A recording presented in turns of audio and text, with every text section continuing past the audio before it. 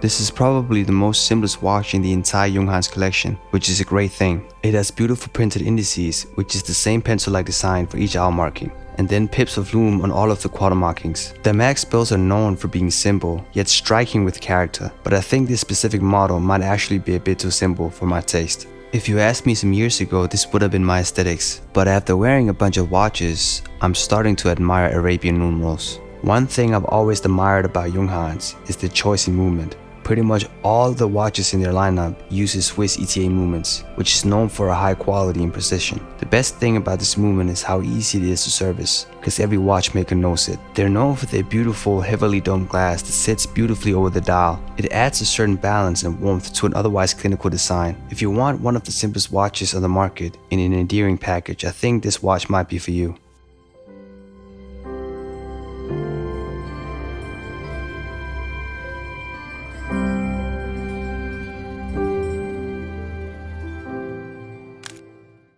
Walter Gropius founded the School of Bauhaus in 1919 in a German city called Weimar, and the ideology was to mass-produce beautiful designs that was functional. The school absolved in 1933 by the Nazis. Max Bell himself, who the watches are named after, studied at the Bauhaus Academy from 1927 to 1929. He was hired by Junghans in 1956 and from that point helped them design the famous clock and some of their watches. Today we have an epic battle within the house of Junghans. It's the 34mm Junghans Max Bell versus the 38mm Junghans Max Bell. There's three elements we need to cover to understand the key differences between these two watches. The first thing is the movement, the second thing is the dial, and the third thing is the size. Let's start off with some simple information about both watches. This is the Max Bell with Arabian numerals in black with a size of 34mm. It has a modified ETA 28012 movement with a power reserve of 42 hours. Interestingly enough, even though this is a premium movement from ETA, for some reason this particular model has no hacking, which is a bit odd, because I would think at this price point, it's a must. The watch is fitted with the characteristic dome plexi crystal and has a water resistant rating of 50 meters. It has the list price of $800. The Junghans 38mm with pencil indices at each hour marking, creating the most simplest watch Junghans has probably ever made. The engine of the watch is a modified 28-24-2 movement with hacking and has a power reserve of 38 hours. The hand-wound movement is a modified ETA 2801 movement, which is built on the 2804 design, which essentially is the same as the 28-24-2 in the Junghans automatic. So in terms of the quality of the movement, you will have a similar experience with both watches. What movement type one should choose can be divided in two ways. One is the true experience of a vintage watch, which utilizes hand winding and it gives you an opportunity to engage and interact with your timepiece daily. Two, other people want the aesthetics and beauty of a vintage piece, but still want the convenience of an automatic timepiece. Something you put on, shake, and then it just runs. The convenience is something I enjoy as well, but the hand winding creates a unique experience which I also enjoy. Favors goes in both directions. You have to make up your mind which directions fits your lifestyle the best. The second element is the dial. This can be subcategorized into dial design and dial color. If we start with the latter, black or silver white, I think the classic color choice will be the silver white as opposed to the pure black tone, but both have its appeal. I honestly did not expect to love the black dial as much as I did, and I think the black color fits very neatly into the modern minimalistic aesthetics. Both colors will have a classy and understated look. The second subcategory is whether the watch should be with Arabian numerals or the cleaner pencil dial design, which brands like Nomos and especially fashion watches have adapted. I am a bit more decisive here and definitely do gravitate more towards the Arabian numerals. I love the beautiful font they've used for the numbers. It's unique and aesthetically pleasing. This specific layout design, which only consists of the hours, which faithfully emulates the famous kitchen clock, as opposed to the Max Bell, which also displays the seconds. Otherwise, there's one other difference, which is the branding on the dial. On the 38mm it says Junghans in automatic, but on the 34mm it says Junghans in design. For some reason I do like the word design printed on the dial more than the movement type. The size, 34mm or 38mm. If you want the true vintage experience, I think the 34mm is the best way to go. It's reminiscent of simpler times and recreates a nostalgic feeling modern sizes might have a harder time capturing. I love the 34mm and I was a guy who gravitated towards smaller watches more than the bigger sizes. because I felt that the bigger sizes did not capture the essence of watches, but just to be a companion and not a big piece of junk that hangs out of your wrist trying to find its place in this world. With that said though, 38mm is a neoclassical size, and honestly if you're not a watch enthusiast but want a watch that just fits within this modern world, I think that 38mm, especially if you have an 8-inch wrist like mine, will be the best watch for you. Initially, the 34mm will feel out of place, but you adapt to the size fairly quickly, and when you do, even a 40mm watch will seem big to you. Both watches have an illusion effect because it's an all-dial design, which essentially means that it will seem bigger to you. So the 34mm wears more as a 35 or 36mm, and the 38mm wears more as a 39 or 40mm.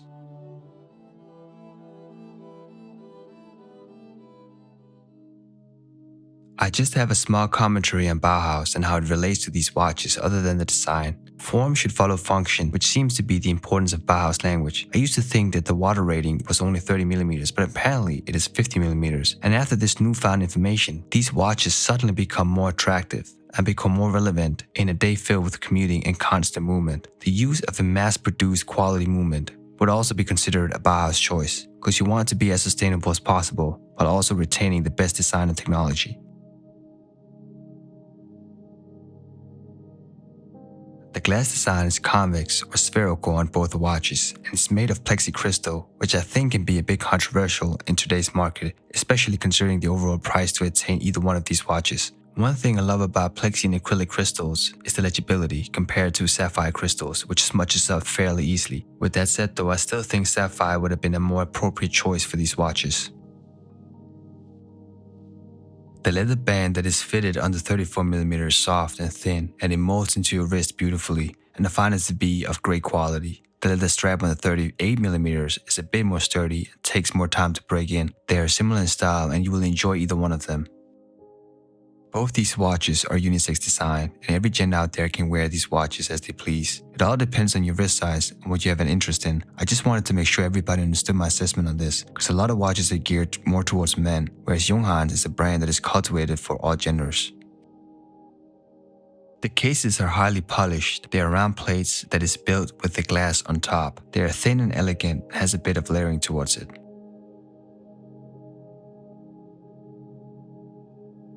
If you're a watch connoisseur and have plenty of watches, but not a sub 36mm watch, regardless of your wrist size, I would recommend buying a 34mm watch to really understand the size discrepancy and whether that alters your perception of watches and the watch experience. I am feeling the blues lately, and for some reason in these times you start to look at the simpler things, whatever that means. In this scenario, both watches will be deemed fitting for simpler times. Both these watches are timeless, vintagey, and attractive, but I think that the 34mm takes the cake for me. The slimmer profile, true vintage sizing, the numerals, the blacked out dial, it aligns for my pick at the moment, but again, it might change depending on the watch that I'm wearing.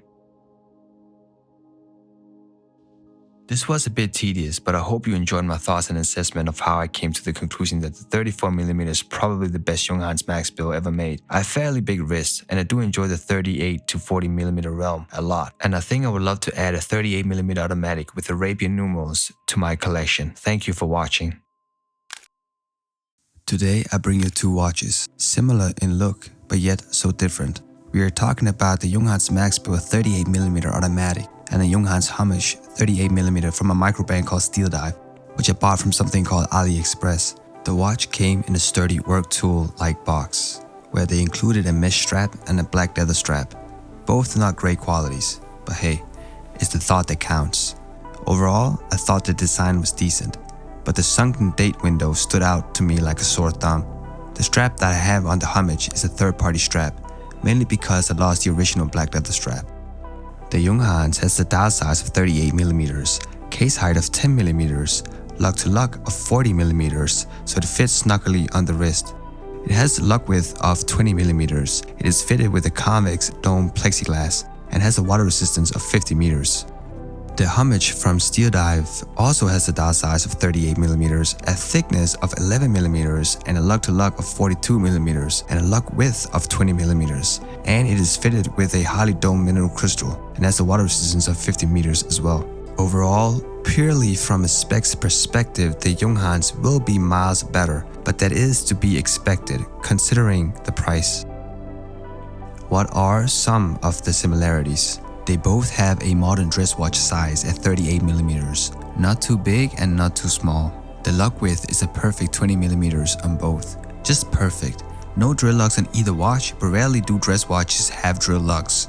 They both have dome glass, whereas the Homage has a higher dome than the Junghans. This could be a selling point for the Homage, because it gives more of a vintagey vibe. What are some of the key differences? The max bill is a bit thinner and has a lug-to-lug size which is a bit smaller and makes it more discreet and compact and fit the wrist more nicely and snugly. But the Homage are getting most of its thickness from the domed crystal, which is a design touch I will touch upon later in this review. Obviously, the biggest difference is the movement, and for some people, it's the most significant part, the experience of using a watch. And for people watching and not knowing how to tell the difference, just look at the long second-hand movement, where the Junghans has this buttery, smooth, sweeping movement, and the Homage has a second-base ticking movement. This is a preference, of course, but most watch connoisseurs would die by the mechanical movement. Let's take a look at the price. See, $100 in comparison to $1,000 sound like a bargain. But let's revise some of the elements that can give us a clear view of what makes up the difference in price. Everyone is paying a premium for a brand. That's why there is a segment of luxury in this world. That does not necessarily result in a better experience, but this brand has lived for over a century and have gone through multiple bankruptcies. This brand has stood the test of time, and there will be a premium associated with that, compared to a micro brand like Steel Dive, which does not have the same type of cachet and does not command the same type of respect for craftsmanship like Junghans does. The ETA movements is fairly expensive compared to the quartz movement in the Steel Dive, especially now where ETA seems to be in scarcity. The dial has a premium sparkle to it, which the Homage does not achieve in the same exact way. I don't know whether the manufacturing is more expensive on the max bill, but it is worth noting. All these elements combined will naturally result in a higher price. None of them have a sapphire glass, but you can get the Junghans fitted with one, which will run you an additional $250, which is a lot of money. And the Homage, as I've already mentioned, has a poor execution of the date window, which for me can indicate they don't really put too much time into the quality of the product. I think this is the part where Max Bill shines a bit more. They are known to have beautiful dials with an amazing topography, and it shows. The beautiful markings looks cleaner even though on film it might not necessarily show, so you just have to take my word for it. The dial on the Max Bill is a bit subdued and changes its color palette from white to silver depending on the way the light hits it. The Homage on the other hand is more of a bright silver and does not have the white tone to it like the Junghans does. It's also shimmering and definitely more grainy. I think that the dial color could be a preference. There is also a pip of lume of each of the quarter markings, and here I think the Max Bill is way cleaner, whereas the Steel Dive's lume is a bit more animated. One watch is an epitome of Bauhaus design and the other watch tries to replicate the same language. I bought the Steel Dive Junghans before I purchased the original Junghans because I wanted the Junghans design without paying the Junghans price. I ended up buying the Junghans later on a great deal. I don't think that the Homage made any difference in me acquiring the Junghans because I think that the Junghans stand on their own feet. And I don't think there's anything wrong with buying the Homage because it allows us to experience a great design language. Let me correct that, there's nothing wrong with buying a Homage. At the end of the day, most of us cannot afford a Rolex, so we don't mind buying a Rolex Explorer Homage for instance, so it should not be any difference here in this scenario. So which one do I choose and would I buy the Homage again? If the price was not an option, I would buy the Junghans and not the Homage. But in this world, we have to consider price. But even then, I still choose the Max Bill. It's the better overall watch and fits more nicely on the wrist. And I'm starting to understand the love for the Max Bill after owning some of them. They are pricey and I did personally get it on an offer, but I still think they're nicer watches. I do wish I didn't buy the Homage with a sterile dial but bought it with a logo. I think that would actually made a small difference, but again, I don't know. The Homage on the other hand is a great watch as well and should not be excluded. I don't think it takes anything away from the Junghans and vice versa.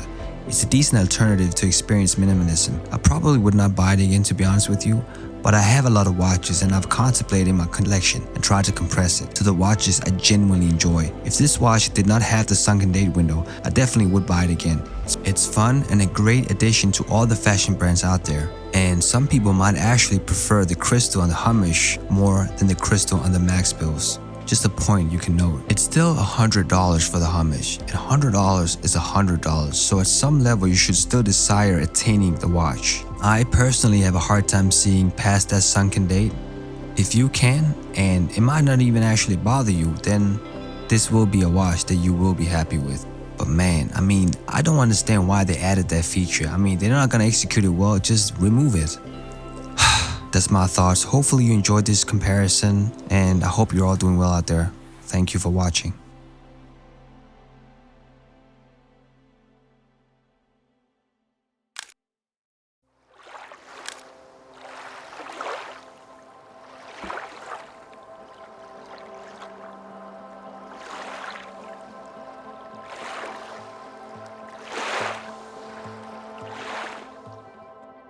Hi, it's Universal Language, bringing you the Junghans Maxwell 38mm automatic. This is the non-Arabian numerals version, which is the simplest watch in the collection. Let's start off with the specs as we always do. The size of the dial is 38mm, with a case height of 10mm. This Junghans is fitted with a dome plexiglass. If you use this watch every day, this glass will get scratched, unfortunately. The water resistance is only 30 meters, so you will not be able to submerge the watch into water at all. The strap is calfskin leather, which is comfortable and yield nicely to your wrist. The retail price comes in at around $1,000. The dial has always been the selling point of the Junghans Max bells.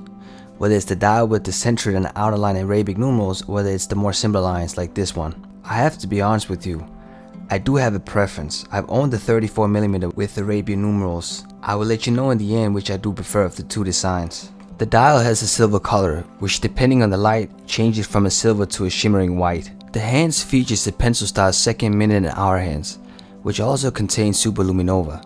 There is also a pip of lume of each of the quarter markings. The typography is always carefully chosen by Junghans, and it really shines through beautifully.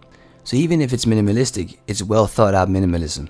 I think that's how it's supposed to be, and why Junghans continues to be a popular brand. The dial actually bends inwards, which is very unique to say the least. It creates a lot of space and is very beautiful. The glass is concave, meaning that it has depth in the middle of the glass, like a bowl. Again, a very unique design choice. I don't know whether this is possible with the sapphire glass, to have it bend inwards in the middle like that. If it's not possible with the sapphire, I definitely think it's thumbs up for plexiglass. Let's take a look at the leather band. The watch has a lock width of 20mm, which makes it easy to find a third-party strap for. The leather band that the watch comes with is calfskin leather. It's classy and is very comfortable, and it complements the vintage look of the watch very neatly. The shorter locks gives it a nice tight feel on the wrist, which is how it's supposed to be for a dress watch. The movement is a modified ETA 2824 and is considered a legendary workhorse movement. It has a power reserve of 38 hours, so if you wear it every day, you will never have to wind it. You set it and then forget it. Build quality is good. When you have it in your hand, you can feel the weight of the mechanical movement, which is always a nice quality of a mechanical movement.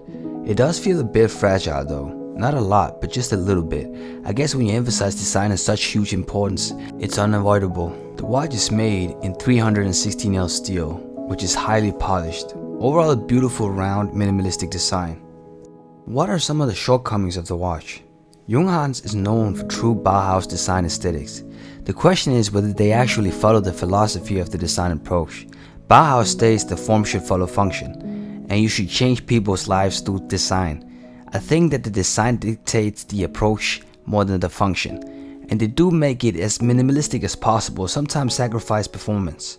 This is a great watch, but I wish it had 50 meters of water resistance so it can withstand a bit of rain. It's made with a plexiglass and not a sapphire glass. You can't get it with a sapphire, but it costs you an additional $200.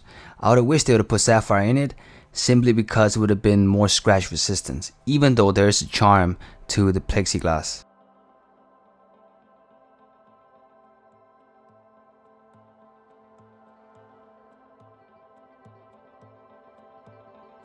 So what's my final thought on the watch?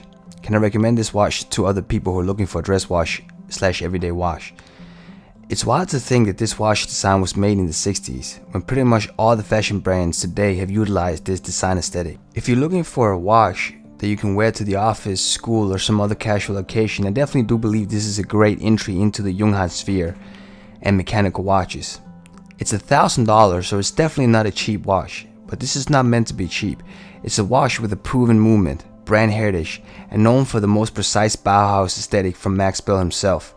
It's appreciated by the watch enthusiasts and architects. Which one do I prefer, the one with the numerals or the one in my hand? I've owned the 34mm Junghans with the Arabian numerals, and that is definitely a special watch. The watch with the numerals was Max Bill's preferred watch. So even though this one is growing on me, the one with the Arabian numerals still takes the cake for me. I hope you enjoyed the review and got some of your questions answered.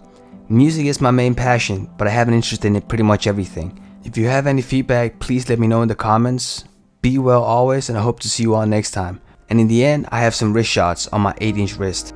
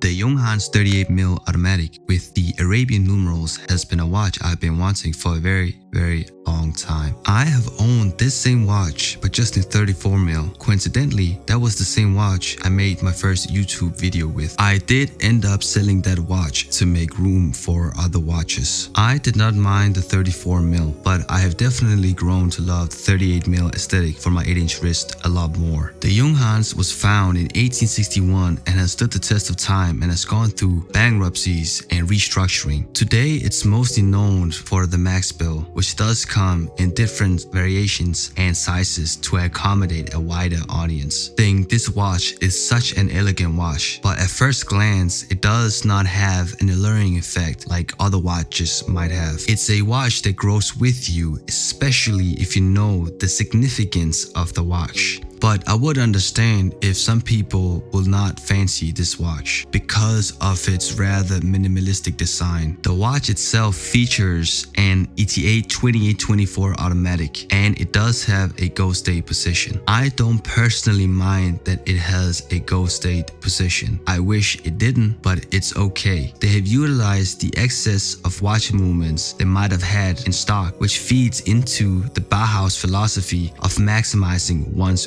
resources and not letting anything go to waste. That's at least the romantic way of looking at it. The other reason could be that they were just able to attain these movements for dirt cheap from Swatch Group. The Max Bill has the dress watch aesthetic with a highly polished case and curves everywhere on the glass and the dial, creating a nice peaceful balance. So if you do not like roundness and smoothness, this watch might not necessarily be for you. This watch was way ahead of its time in the 60s, creating a simple and modern design that is more acclaimed today than it probably was back then. This will not be a watch for everybody, but there is a reason why it's so revered by architects and designers. It's an epitome of Bauhaus, and Bauhaus is still an ubiquitous design form which is seen everywhere. I hope you enjoyed this monologue. Thank you so much for watching. I hope you're all doing well out there. Thank you. Lately, I have been feeling the blues regarding watches.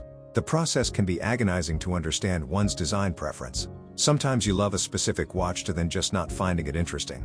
I think the Max Bills has been that for me at times, but it changed a bit when I got the anthracite dial, which is a limited produced watch, but probably one of the more interesting and unique colors I have seen on a watch. I think German design is something I'm leaning more towards after owning the Max Bills, but also owning a Shin 556. There is something about the uniform design with curvature. These two are essentially the same watch, only differentiated in terms of the color. They are both no dates, and honestly I think that's the only way a watch like this should be designed, produced, and worn.